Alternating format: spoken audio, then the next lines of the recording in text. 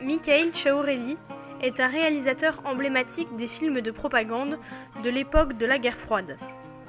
Né en 1894 en Géorgie, il s'engage très tôt dans le cinéma.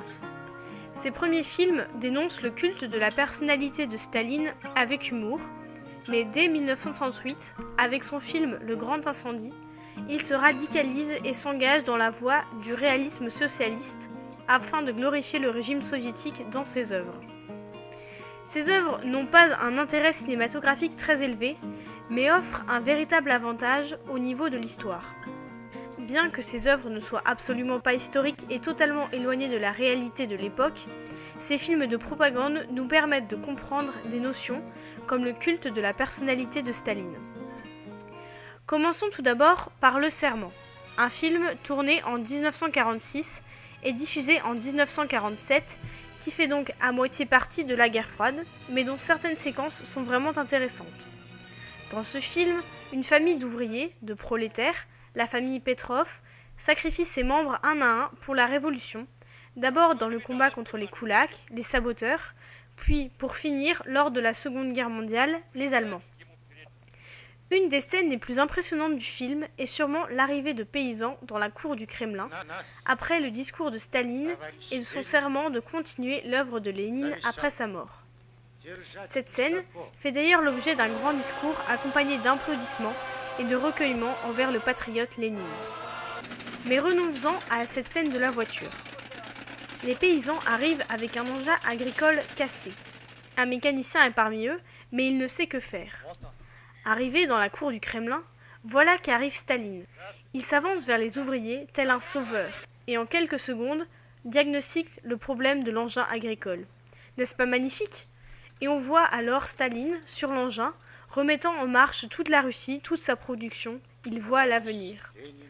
Cette scène est assez impressionnante du fait du culte de la personnalité de Staline qui n'est même pas camouflé. Staline est ici montré comme un sauveur qui vient aider les petits paysans et qui remet en marche toute l'industrie soviétique. Passons maintenant à un autre film, La Chute de Berlin, tourné et diffusé en 1949 et qui a été pour son époque un des films à plus gros budget tant il nécessitait de figurants pour retranscrire la vérité historique. Mais c'est un film de propagande bien sûr, donc ce n'est absolument pas la réalité historique, presque même le contraire. Ce film, long de 3 heures il faut le dire, en couleur, est une apologie constante du communisme, de Staline et des valeurs soviétiques en général. Mais prenons tout de suite un exemple. En bref, le film raconte l'histoire d'amour d'un homme et d'une femme qui, séparés par la guerre et déclenchée par Hitler, subissent l'absence de l'être aimé. En parallèle, on peut admirer les talents de commandant des armées de Staline qui exécute avec perfection toutes les tâches qu'il accomplit. Commençons d'abord par une scène où la jeune femme, personnage principal, Natacha, fait un discours enflammé sur Staline et comment l'URSS est belle à cette époque. Les images parlent d'elles-mêmes. Я вот что хотела сказать. Кто привел нас к победам сегодняшнего дня? Кто открыл перед нами все возможности? Вы знаете, о ком я думаю.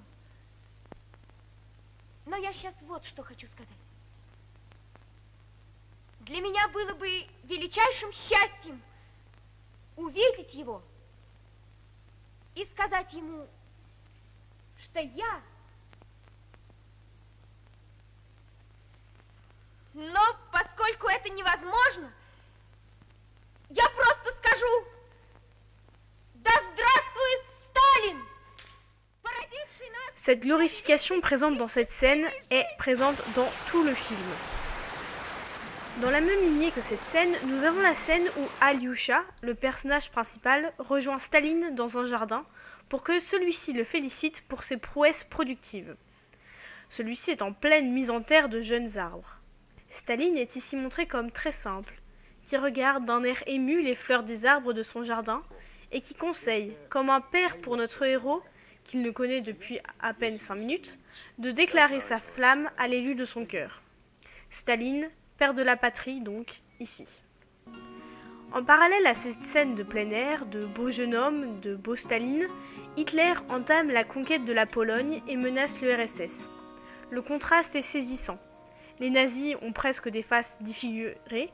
Hitler est montré avec des expressions de visage toutes plus horribles et disgracieuses les unes que les autres.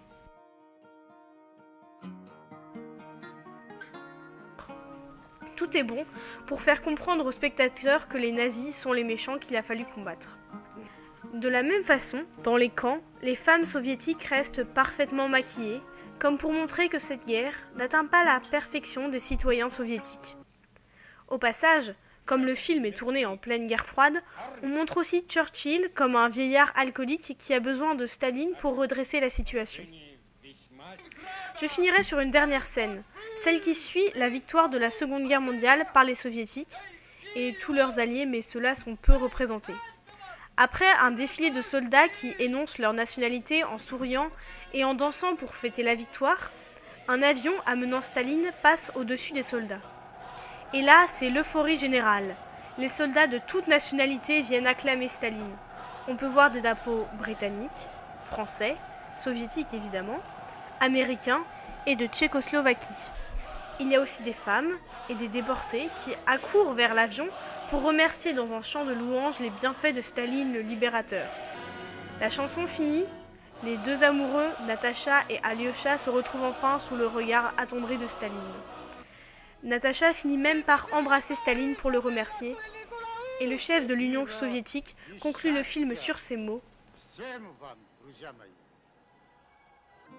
Nous avons donc pu voir, rapidement, à travers ces films, différentes façons de mettre en image le culte de la personnalité de Staline, en le montrant comme un sauveur du peuple, un amoureux de la nature et de la vie humaine, comme un père pour tous les citoyens, comme le défenseur contre l'ennemi terrible, et enfin comme un libérateur dont tout citoyen devrait être reconnaissant à jamais.